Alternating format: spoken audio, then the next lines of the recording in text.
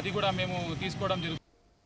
అనకాపల్లి జిల్లా చోడవరంలో కేంద్రంలోని బీజేపీ ప్రభుత్వం రాష్ట్ర కూటమి ప్రభుత్వాల ప్రజా వ్యతిరేక విధానాలకు నిరసనగా సిపిఐ ఆధ్వర్యంలో బైక్ ర్యాలీ నిర్వహించారు.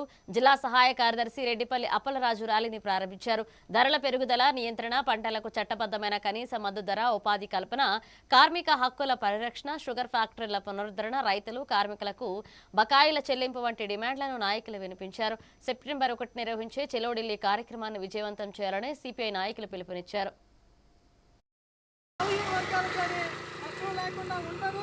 ఈరోజు పూర్తిగా బడుగు బలహీన వర్గాలు పూర్తిగా నష్టపోతూ ఉన్నారు. ఈరోజు ఆకాశాన్ని రేట్లు అందుతూ ఉన్నాయి. ఏదైతే ఈరోజు భారతదేశంలోని రైతు పూర్తిగా నష్టపోయి గిట్టుబాటు ధర లేక ఆత్మహత్యలు చేసుకునే సందర్భం ఏర్పడతా ఉంది. ఏదైతే రైతులు ఆత్మహత్యలు చేసుకున్నా సరే ఈ ప్రభుత్వానికి కనీసం చెల్లం లేదు.